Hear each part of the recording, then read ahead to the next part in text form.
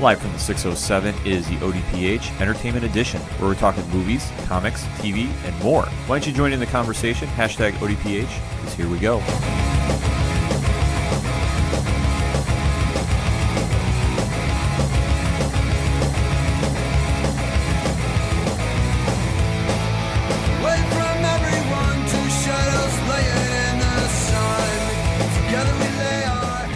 Welcome to another edition of the ODPH Entertainment Edition. I'm your host, Ken M. Sitting across from me this week is the one, the only, Padawan J. Hello, hello, hello.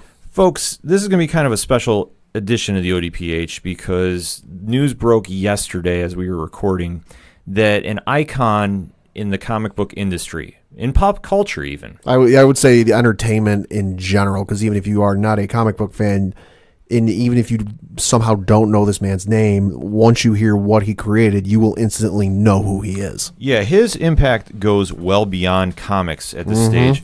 But as we were saying, Stan Lee, the founder of the Marvel Comics universe, or co-creator, should I say, and honestly, the godfather, I guess, of the Marvel Cinematic Universe, because without that, you don't have the movies. Yeah. Passed away at the age of 95 yesterday. Pad, you got more information on that? Yeah, of course. Stanley Martin Lieber was born on December 28th, 1922, on the west side of New York in the city to his parents, Celia and Jack Lieber. He had one younger brother named Larry. Stan graduated high school in the Bronx at the young age of 16 and a half years old in 1939, and would later, with the help of his uncle Robbie Solomon, become an assistant in 1939 at a new company called Timely Comics. Now, for those who know your comics history, Timely Comics, of course, would later become Marvel Comics in the late 1960s. His initial job at Timely Comics, according to Stan himself, was, quote, "In those days, the artists dipped the pen in ink, so I had to make sure the ink wells were filled. I went down and got them their lunch. I did proofreading. I erased pencils from the finished pages for them." So essentially, he was an intern for all intents and purposes. Yeah, for all intents and purposes. He made his first comic debut for Captain America Foils The Traitor's Revenge in Captain America Comics #3, which was cover dated May 1941. And this was the first time he used the pseudonym Stan Lee. Lee then later entered the United States Army and served in the Signal Corps in from early 1942. He was repairing telegraph poles and other communications equipment, and of course we all know the history from there. The war gets done, he gets back over to Timely Comics and he hooks up with Jack Kirby and creates Marvel and turns Timely Comics into Marvel, and from there they go on to create the Avengers, the Fantastic Four, X-Men, Thor, Captain America. Well, bring Captain America back in, I should say. The Hulk. The list just goes on and on and on. The impact that he made at Marvel is just, legendary. Yeah. I don't think there's any way you can describe it. And I know we throw around the word iconic around a little more loosely than we probably should, but in this case, this is an iconic individual fixture in pop culture. Yeah. Because if you take it back to that time period, this is when comic books were, I would say starting to develop. They're on their upswing. And obviously at this point, DC is established with Superman and Batman. Yeah. And for Marvel coming in and the approach they took with it, and Stan Lee's approach linking up with Jack Kirby, and looking at the characters they created the Fantastic Four, Marvel's first superhero family comic, I guess you could almost describe it. Yeah. And going from there, Lee teamed up with a wide variety of creators to help build the blueprint of the MCU. He was involved in developing the Avengers, which wound up bringing Captain America back into comic books after World War II had passed. They wound up developing Spider-Man, the X-Men, Black Panther, Thor, Hulk, Iron Man, Daredevil. Lee and his collaborators developed the backbone of what you would say is the most modern superhero universe that we have seen. It's the blueprint that other companies have tried following since. Right, and you think about it, like you go back and hear all those names Ken just mentioned.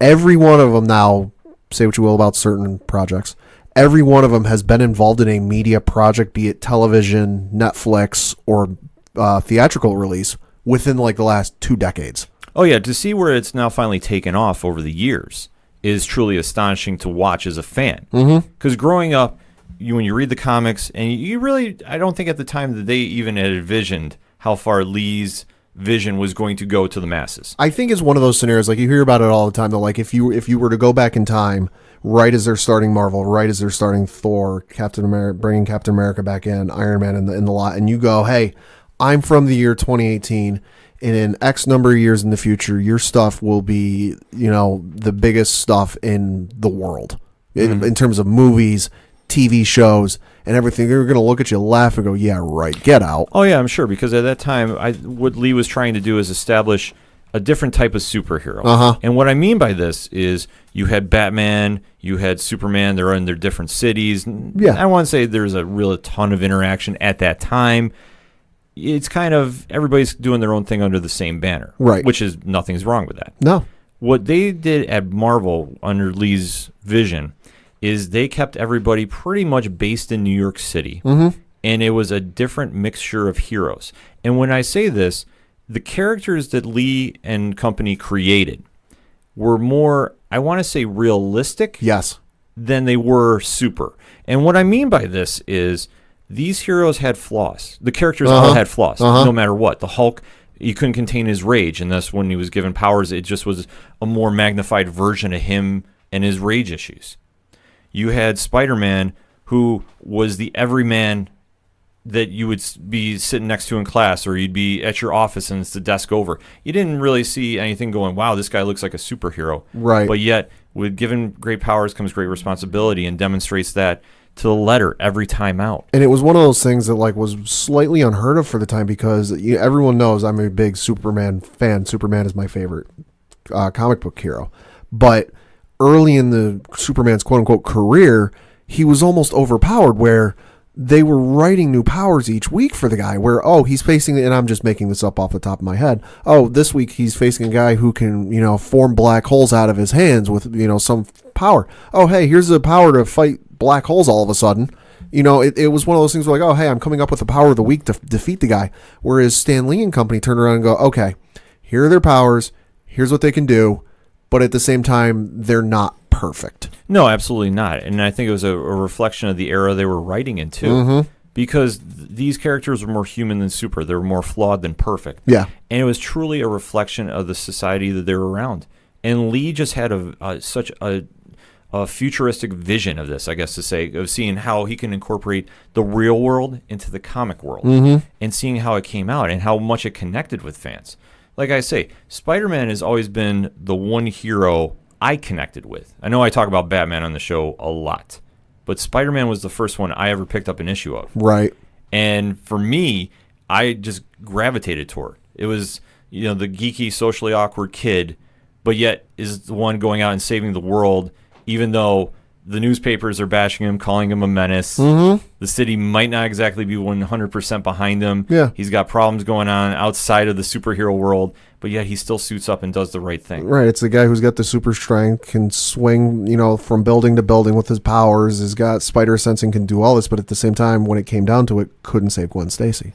No, absolutely not. It's just a matter, that's a great example of just how tragic and flawed the characters are. But they're real in the sense of, this is real problems that happen. This is, well, maybe not the Gwen Stacy thing. Right. But put in context, though, it's like when they're trying to make a rent check. They're trying to, make sure they're getting their work done on time for their job. I'll say you see it in the Spider-Man PS4 game that just came out, where, of course, it's a very commonly used trope of Spider-Man where he's almost always behind on his rent. And in the video game, I'm not spoiling anything, he falls behind on his rent. So at one point in the game, because he's, things aren't going well and he's behind on his rent, he gets evicted from his apartment. Yeah, it's one of the... For a guy who's, internationally known as, hey, everyone recognizes Spider-Man, he's not exactly rolling in the dough. No, he's not. And it just goes to show just how grounded they kept the characters, so to speak. Because I think if you've ever picked up a Marvel comic, especially one Stan Lee has written, you can connect to a character in some fashion. Yeah. It doesn't matter which one, but there is some character that you might see a little bit something, you go, yeah, I can see a little bit of myself in that. And that's just how much of a true talent it was when he was writing. And obviously the collaborators he's teamed up with over the years, Steve Ditko, Jack Kirby, John Romita, the list goes on and on. just to seeing how his vision meshed with their talents and looking at how Marvel just exploded and set the blueprint down for how to do a superhero universe. Everybody kind of knew each other. It was pretty much like if New York City was filled with superheroes in real life. Yeah. Because everybody knew each other. Everybody had a connection. And you just saw the different diversity of characters involved.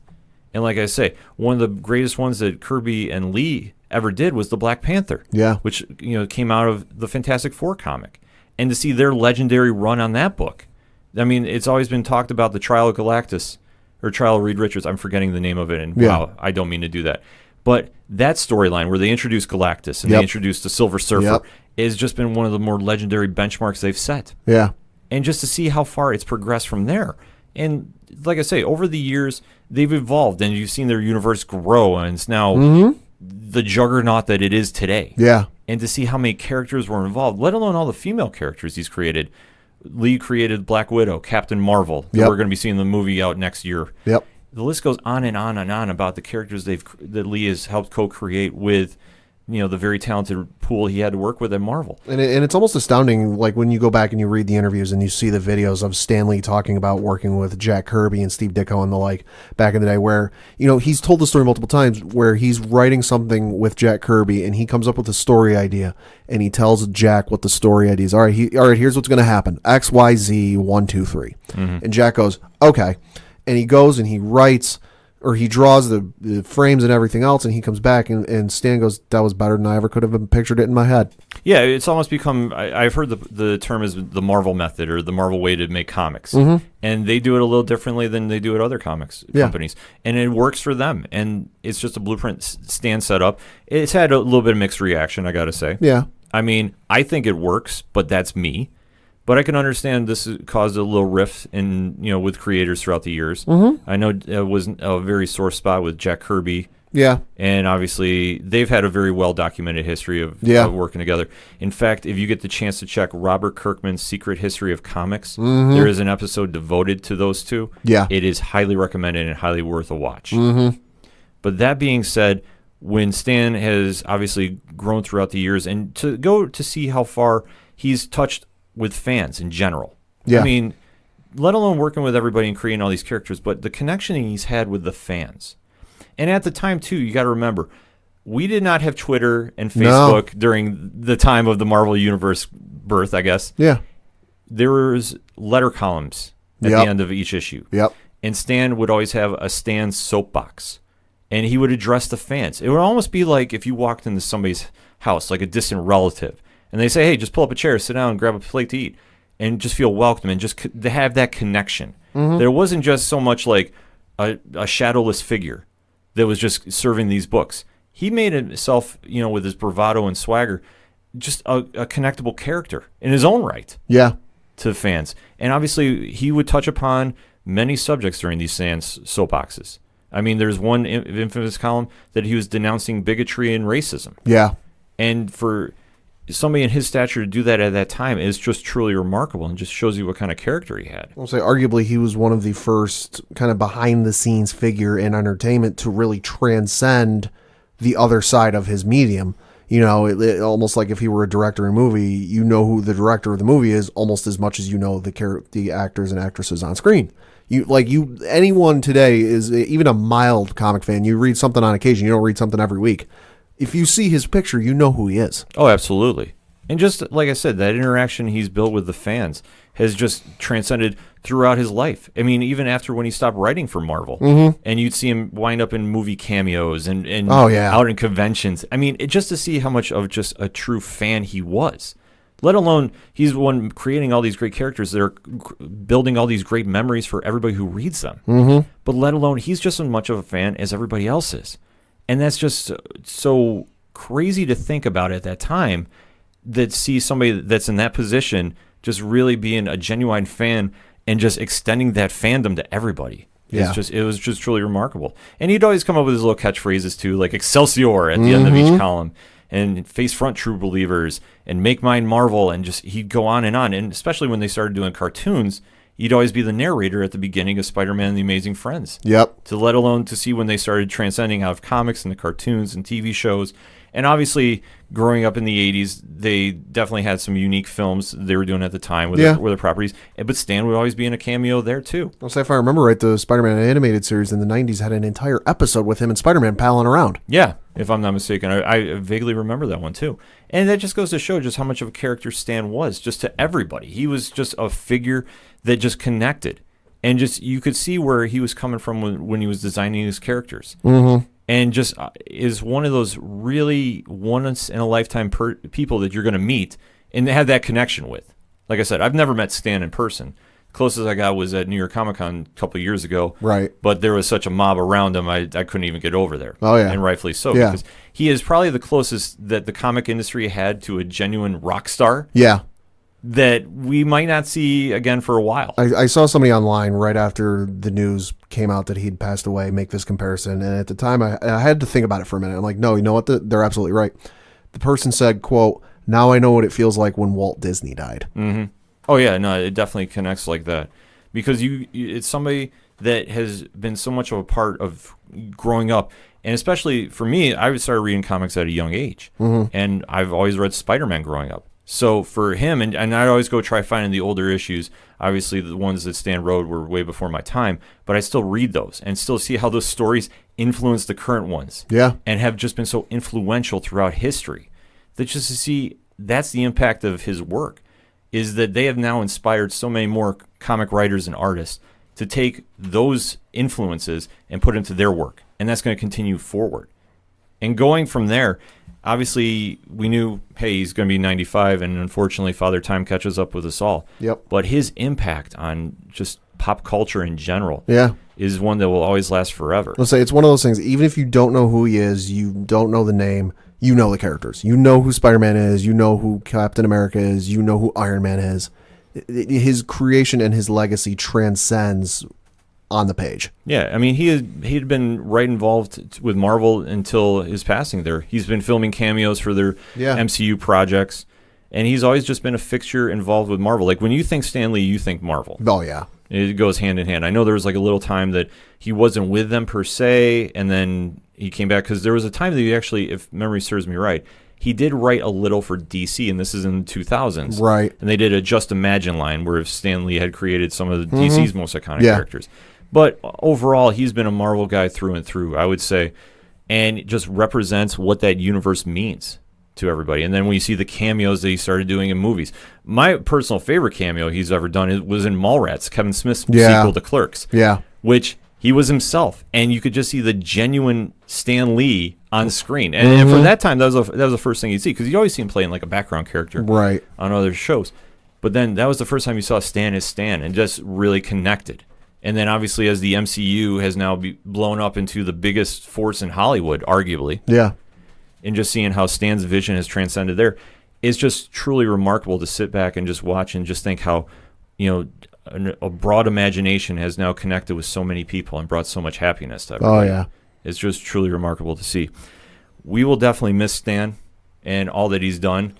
We're going to take a quick break, but we do have some listener comments about Stan's passing we want to pass along to everybody. You are listening to the ODPH Entertainment Edition. Hey, what's going on, everybody? This is George Gatton, and you are listening to the Ocho Duro Parlay Hour Entertainment Edition.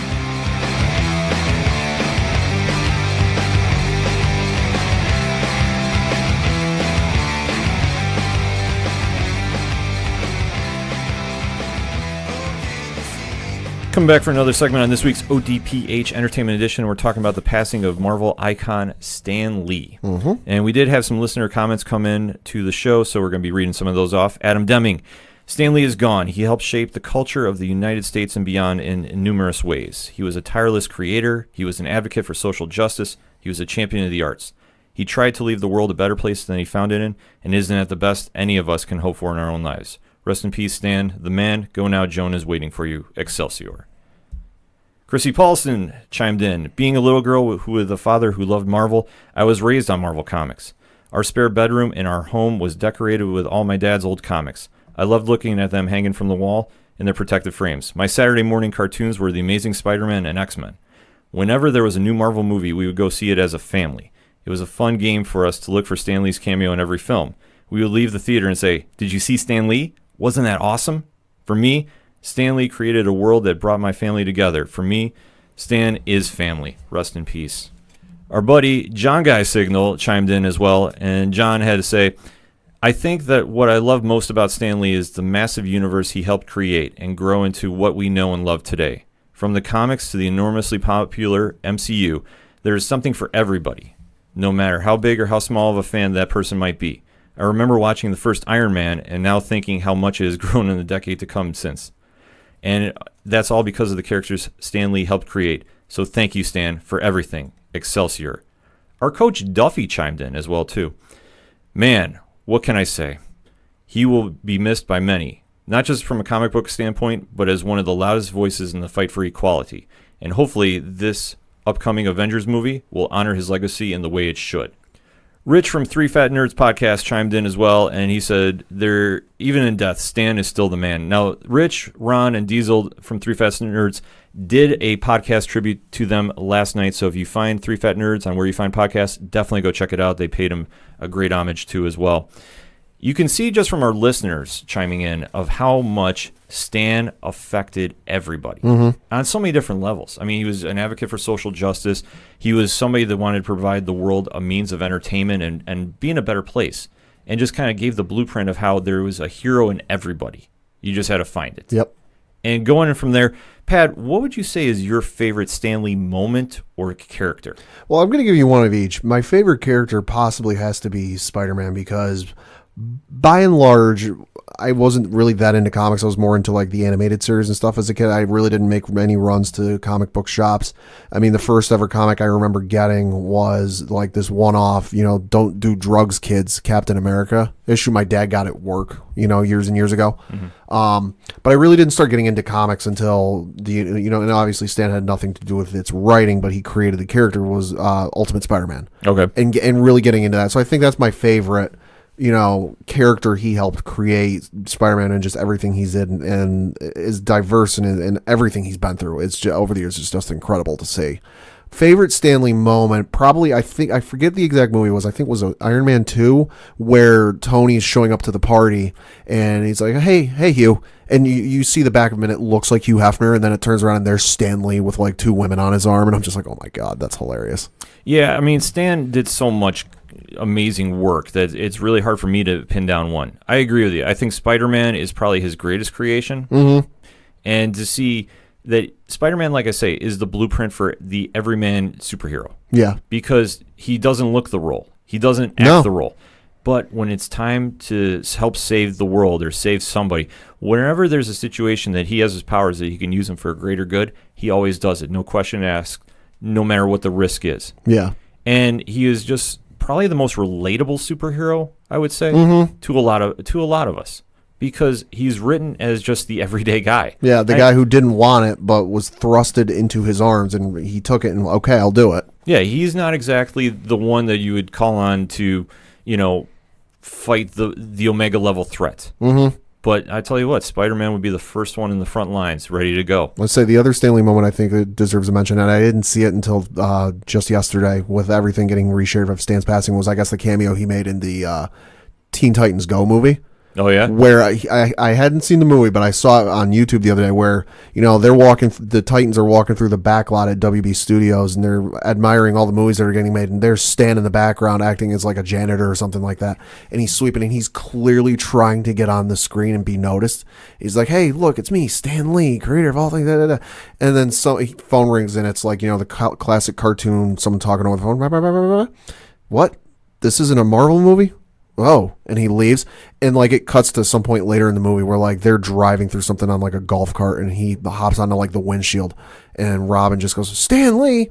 Stan Lee goes, I don't care if this is a Marvel movie, I love comics. Exactly, that's who he was too. DC Comics released a tweet. He changed the way we look at heroes, and modern comics will always bear his undeniable mark. His infectious enthusiasm reminded us why we all fell in love with these stories in the first place. Excelsior, Stan. And that's just a true testament to Stan. Yeah, I mean, it's so powerful, too, because it's from DC, the official DC Comics Twitter account.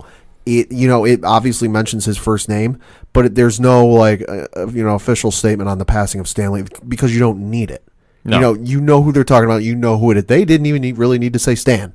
Like they, just you put on the Excelsior, you know who you're talking about. Yeah, I mean, I know Stan always commented him as the distinguished competition. But he always respected him, and there was always just, I mean, they always pushed each other too. Because between both companies, they always want to see the best out of their characters. And for Marvel, how Stan developed that whole universe and just how it connects with everybody, that's the true telling point. I mean, for me, like my favorite Stan moment, non-comics, was his cameo in Mallrats. Right. Because he was just him, and just, if you've never seen Mallrats, you should check it out.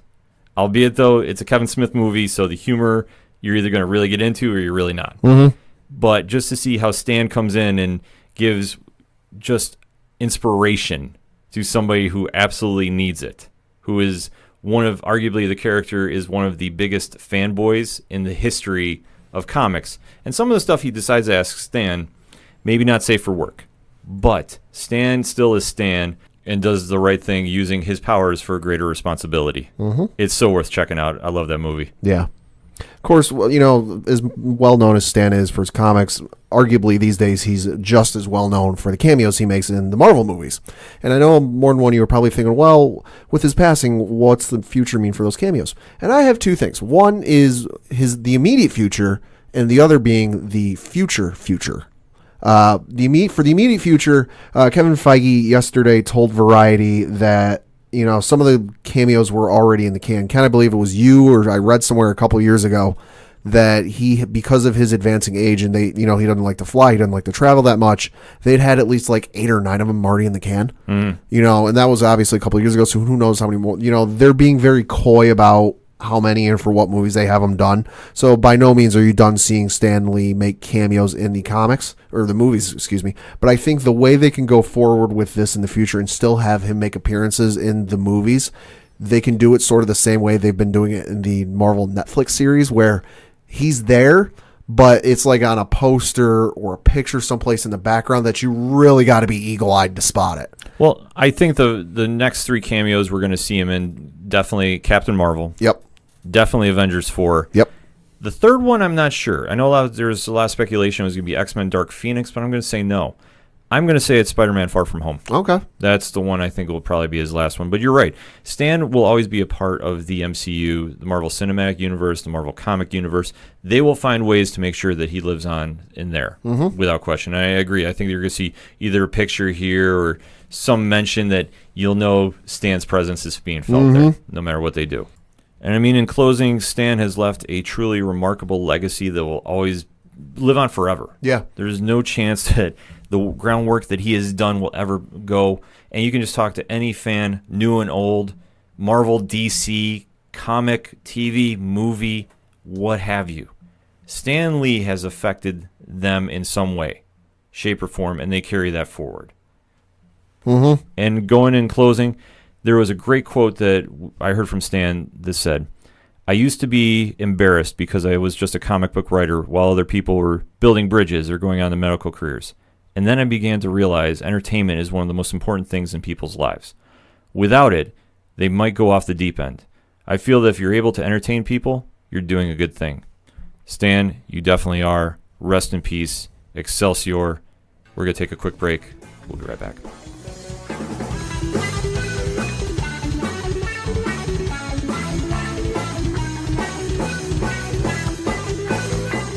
Hey, I'm Mike Pappy from Rye Bread, and you're listening to the ODPH.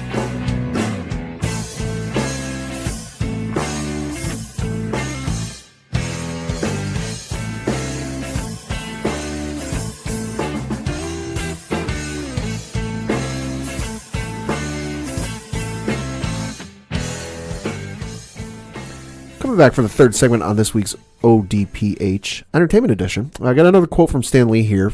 Quote, "My motto is Excelsior. That's an old word that means upward and onward to greater glory. It's on the seal of the state of New York. Keep moving forward, and if it's time to go, it's time. Nothing lasts forever." And with that in mind, we're moving forward, always looking back towards Stanley and what he's created and what he's influenced. But something he arguably may have had a slight influence on with some of the writers and careers, TV show Walking Dead. Absolutely. I mean, Robert Kirkman is a huge comic book fan, and obviously when he did the documentary episode of Secret History of Comics on Stan, you know he's a big fan of Stan's work. Mm-hmm. And then obviously The Walking Dead is back now. Time jumped all over the place. 6 years since the quote-unquote demise of Rick Grimes. Been a hot minute. It definitely has. So, Pad, we are going to be talking spoilers, by the way, so if you're not Heavy ready... spoilers. Heavy spoilers, so get ready. In 3, 2, 1, let's talk. Pad, thoughts on the episode? Rick had another kid. Holy shit. Yeah. That one snuck by me for a hot second, and then I realized it. I'm like, wait a minute. They were trying right before he had his demise, quote-unquote, on the show. And sure enough, Rick had his another child in the Walking Dead universe. Now, I will say this. In my thoughts on the episode, I thought it was good. I thought it almost felt like a new show of sorts where, there was a little bit of action, but it wasn't like wall-to-wall, seedy, on this edge of your seat, anticipation. It was introducing some new characters, and I finally got the introduction I'd been waiting at least 2 seasons for, the Whisperers. Yes, absolutely. The Whisperers came in and definitely made a subtle yet noticeable debut. Mm-hmm. And as the episode is taking forth, obviously it's 6 years since the Rick incident. Yep. I guess that's what we can call it on the show. Michonne is out there still looking for Rick. Right. She hasn't given up on him. She hasn't given up on 6 years. So she knows her comic history. She ain't seen a dead body. He ain't dead. Absolutely. And as you see, the Kingdom and Hilltop and Alexandria have all kind of moved on as well in certain degrees. Carol, now with long hair, and that was probably the weirdest thing for me to see after all this time. No, granted, I had a week to kind of get ready for it because it was in the preview for this week's episode. But no, that was after seeing her with varying degrees of short hair for 9 years now, it was a little weird to see her with long hair. And she is now... We're assuming married to Ezekiel. I'm not assuming. I'm saying she's married to him because there was more than one person. Because obviously Ezekiel is always referred to as King Ezekiel, the king, varying forms of king, and more than one character. Now, if it was just Ezekiel calling her queen, I'm like, all right, that's just a playful thing between a couple. But there was more than one person who called her queen. So no, yeah, I'm going with they're married. Yeah, I assumed as much too, but we never got at least I missed the official confirmation other than she was wearing the ring. Right. Which came up later in the episode in a very, very big way. Yeah. But they're kind of going through the progressions of what's going on. And then obviously Henry, who has now become the adopted son of Carol, is now trying to kind of grow out in his own, so to speak, and really... Taking the Carl role from the comics. Yeah, dare I say that they're shifting him into the Carl role. No, yeah, I know. I picked up on that because in the comics, Carl's the one who goes off to Hilltop and kind of wants to do things on his own. In this case, it's Carol's adopted son. Yeah, so seeing him step in that role, I kind of think now I know what the direction is going to be to match it up with the Whisper sagas going forward. We see Daryl's wandering the woods. Yeah, that frightens me a little bit because if there's anything that scares me, it's Daryl wandering the woods for 6 years and having 6 years to just hone his senses.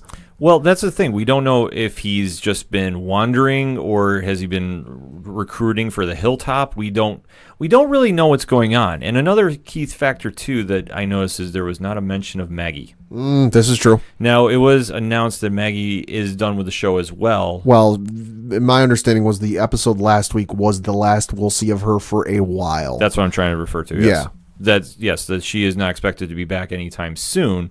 But that was kind of her write-off as well, since they're doing the time jump. So there really wasn't any mention of what's going on with her or what had happened, or they're just kind of leaving that one in the dust right now. Well, I think she got referenced, but it wasn't by name. If I remember right, it's when the group that was introduced at the start of the episode, they were kind of having the trial or were figuring out what to do with them. Hilltop was mentioned. It was mentioned bringing them to Hilltop. Yep. And they said, oh, you want to bring them to her? And they didn't say anybody by name. Right, that's what I'm saying. That they did not mention her by name. There was an illusion that Maggie is still in charge of Hilltop. Right. But we have not gotten confirmation that is the case. Right. And obviously, as it's going from where last week's episode left off, Judith, now grown up, and at this point, I'm forgetting how old she is. 11 years old maybe, give or take. Give or take. Has now brought a group into Alexandria that she was trying to save and essentially pick up where Rick left off. Yeah. And as we see that group is kind of met with some hostility from Michonne. They're a little trepidation with it. And rightfully so, because obviously over the years we've seen about bringing different strangers in the group and seeing what happens. Yeah. So it kind of goes from there. But as they're deciding what they're going to do with the group, Michonne is now already kind of develop a somewhat rivalry with Magna, who is one because she notices Magna has a prison tattoo and she's hiding a knife, and Magna's saying, I do what I have to survive, and really kind of explaining her backstory, that she has more layers going on than we're seeing at the seam. And seeing how that plays out, that ultimately they decide that they're going to send them to Hilltop. This takes a long convincing to happen throughout the episode. Yep. But that's where their next plan of attack is to go. At this time, too, we're also seeing Eugene and Rosita trying to expand the radio signal at the water tower. This is a bad idea. Which, I was really puzzled at this whole idea. Yeah, I get the train of thought, and I get what they're trying to do. At the same token, it's a really bad idea. Yeah. And it was really kind of like, I didn't think that they were really trying to reach out that far, and especially if you're not trying to bring people into your camp, why are you trying to extend yourself outward like that? It almost, and I forget who it was. No, it was Terminus. It almost reminds me of Terminus in a way, where you had the radio signal, hey, we're here, we can help. Hey, obviously not with the same results, but... No, but that's one thing I thought was really puzzling, and I didn't understand that. And then another puzzling factor, Gabriel and Rosita are now a thing? Yeah, that was out of left field. I mean, yeah. Hey, more power to him. Good for him, but didn't see that coming. Yeah, did not see that one coming down the pike, too. And obviously, you're seeing that as they're trying to boost the signal, they get noticed by a group that we later find out is the Whisperers. Oh, yeah. Which, to see how this is all going to play out, it was almost panel for panel with a shot in the comics. Yeah. So without spoiling anything there, I have an idea where it's going. But at the same time, you're seeing Carol traveling with Henry, and they happen to bump into an old friend, so to speak. Yeah. And it's the Saviors that were kicked out of the whole bridge gate. Oh, yeah, because Henry and Carol are traveling to Hilltop. They're having heart-to-heart moments, and they're chit-chatting, and then Henry hears a female screaming. And the female starts screaming, and in my head, I'm going, don't do it. It's not a good idea. Don't do it. And, of course, he goes running to it, and there's a girl looking like she's about to be attacked, and the guys who are attacking her back off, and then all of a sudden, door opens up, and it's the folks from, where was it again?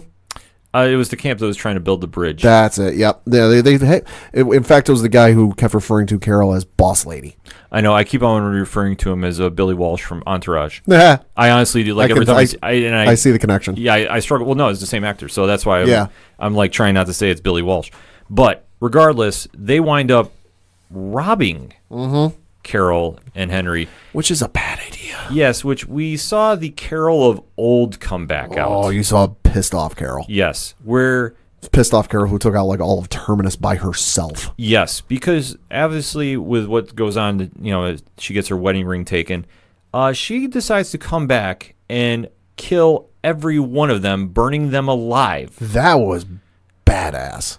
That was a holy moment. Yeah. For me, because I did not. I was going, okay, we're going back here. Okay, because at the time that we last saw Carol, she was not exactly trying to be as violent, I guess, as she had been. Being a little more homely. Yeah, she was kind of just really trying to go into there's got to be another way. But at this point, we go back to the Carol of Terminus, which is a scary thing. You don't want to get on the wrong end of her when she's pissed off. She's like a mama bear. You get in front of her cub, you are all sorts of dead. Yeah, and obviously she did her job there because she wiped out that entire group. I didn't see her lighting them on fire coming. I figured if anything, she was going to handcuff them to a pipe or something and just leave them there. Like, hey, well, it's more than you deserve. No, but it just shows the difference in 6 years. For the show, you see the characters are definitely evolving in different ways. And one of the best moments on the show had to be the scene between Judith and Negan. Oh, man. Where Judith is trying to do homework, I guess. Yeah. And Negan is helping, explaining about how Train A gets to place Y. I mean, it's a funny episode, but the banter back and forth between those two. Yeah.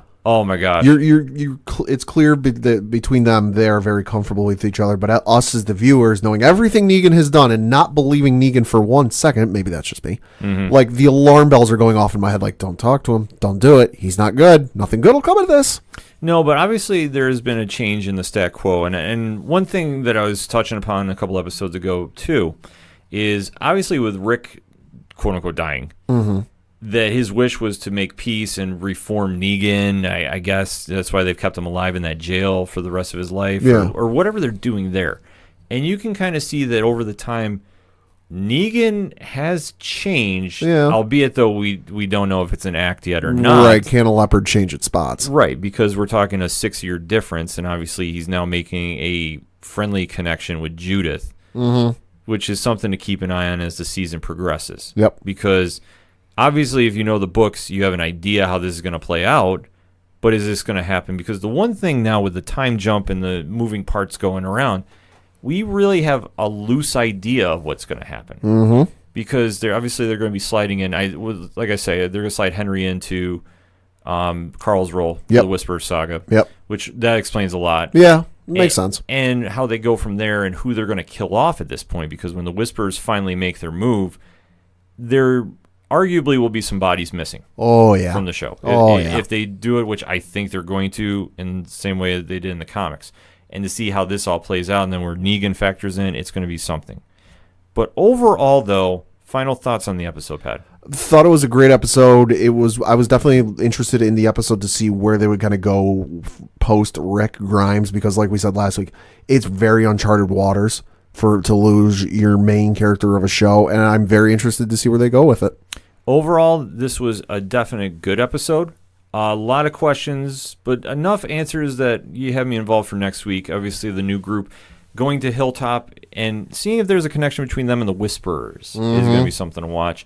And seeing how, when they finally make their debut, how does the Michonne-led camp deal with them? Yep. That's going to be some true good television to watch. Mm-hmm. But let us know what you think. Let's hashtag it up. ODPHEE. What's your thoughts on this week's Walking Dead? We want to know. We're going to take a quick break. We'll be right back. It's a heartbreak, soul-shaped radio attack. Taking 4 steps forward, no steps back. Hey, this is Vince, the Common Man Ciatoy, local MMA fighter, telling you to keep on listening to the ODPH, the 607's up-and-coming newest podcast.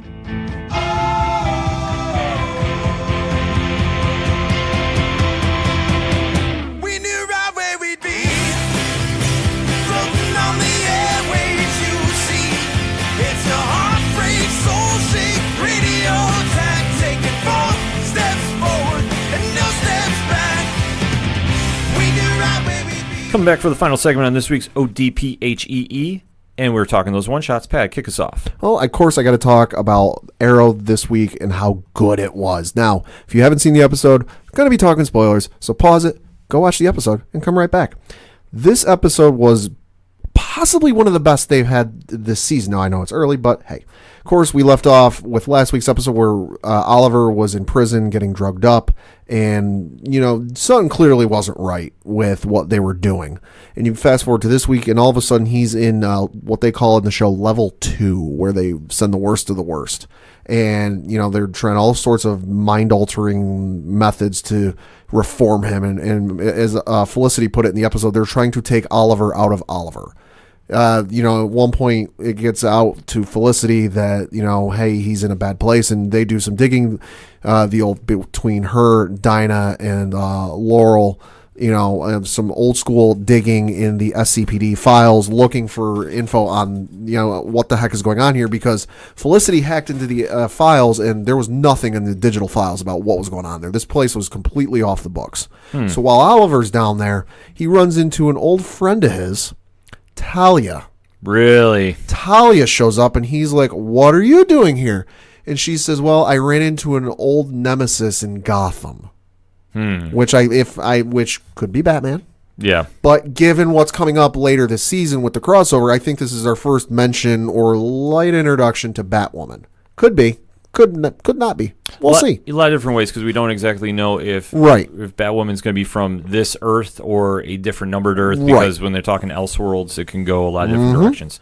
But so she runs into Talia, and Talia wants to break out, and on the surface it seems like, whatever mojo they're using on Oliver's head is working, because he's very much, I don't want to do this. I want to break through the cycle of violence that, I've been through these last 10 years. And you just kind of go through the motions, and it's a fantastic episode because there's a lot of detective work. It's a lot of guesswork. And then you get to the end of it, and it's like, okay, there's Oliver. And whatever comes forward ain't going to be good for the other guys. No, it definitely won't. And that's how Arrow's been this season. I think they're leading the CW shows. Yes. In how quality and just overall pacing. I mean, granted, the supporting cast is kind of the only thing I think holding me back. But you know me, I complain about when you have too many heroes and not enough time. Right. So that's my only drawback to this season. I will say this with the supporting characters, especially this week, there's one in particular that makes a very good character progression that I really enjoyed. And I won't spoil it, but I really did enjoy the character progression with a certain character this week. All right, fair enough. And obviously they got to do something there because they have so many people involved in that show that to give everybody equal time, that's the only thing that I think, like I say, it's a drawback. Yeah. But overall, they're leading right now. Black Lightning has been very good. Oh, yeah. Can I throw DC Titans in that mix? Sure. Because I know it's not the CW, but they're doing some really good work over there. And like I said, if you get the chance to get on the DC universe, get involved because they got a lot of cool stuff coming. And this week's episode of Titans was spot on, too. That's good. Yeah, I'm definitely excited for it. And overall, CW is definitely making some moves. Another show making some moves is Game of Thrones on HBO. Now, two things have been coming out of the Game of Thrones camp. One is related, one is not. When the next book is coming out. That I don't know. Oh. But I do know that the next season of Game of Thrones is due in April. It has been released. That's too long. April 2019. It's too far away. And then a former cast member from Game of Thrones, Pedro Pascal, who played Prince Oberyn from Game of Thrones, has now been casted in the lead role of The Mandalorian, the Star Wars TV streaming service Disney show. Yep. That's going to be on Disney Plus at 2019 at some point. Yep. He is now cast in the lead role. Huh, that's interesting. We haven't heard too much about it. Well, he's tapped a star in it, so I'm assuming it's the lead role. Right. But we haven't heard too much, just other than it's going to be after the fall of the Empire and before the emergence of the First Order, from what I'm reading on Variety. So it's about 30 years roughly to work with. Okay. Yes. So he's been casted for that. I'm excited about that. Yeah. I mean, he did a great job on Game of Thrones, and obviously you can see his work in a bunch of different things, but as Prince Oberyn, definitely was like, okay. Right. Standout moment. And him playing a Mandalorian, possibly a bounty hunter. We'll see. Post fall of the Empire, and with that 30-year time range to work with, it'll be very interesting because, you have the power vacuum that is the Empire falling, the New Republic rising up and trying to seize power. There's going to be a lot of work needing done. So there's a lot they can do with it. And it could be very interesting to see what, if any, seeds they plant, for what appeared later in the sequel trilogy. Yeah, it's definitely a lot of windows they can go through. Because this is going to be uncharted territory. Yeah. And that's the best thing, because when you have a franchise that's so established as Star Wars, if they have free reign to kind of go where they need to, that's the best thing, because now we have some new stories, and obviously with Pascal playing the lead role, they could go in a lot of different directions. They don't need to tie it so much into the Skywalker mythos. It's going to be really fun to watch. I'm getting super excited for the streaming service coming out. Oh, so am I. Like, when this drops, I'll be there first day. Oh, so will I. Yeah, no, between this, the Marvel stuff they've announced, and just everything else that's kind of being talked about, I'm very excited. Yeah, definitely. Let us know what you think about it, though. Hashtag ODPHEE. What's your thoughts on the new Star Wars series coming to Disney Plus? Wow, I was almost going to say Netflix there. I see what you did. I know, but it's just, when you're talking streaming service, Netflix set the blueprint, and now look at where everybody's going from here. Yep. That's all we have for this week, but we want to say a special thank you again to everybody who commented in on our Stan Lee episode tonight. We want to send a shout out to 3 Fat Nerds Podcast. Check out their episode for their Stan Lee tribute. For Padawan J, thank you. I'm your host, Ken M. Thank you, as always, for listening to the ODPH Entertainment Edition. Excelsior forever.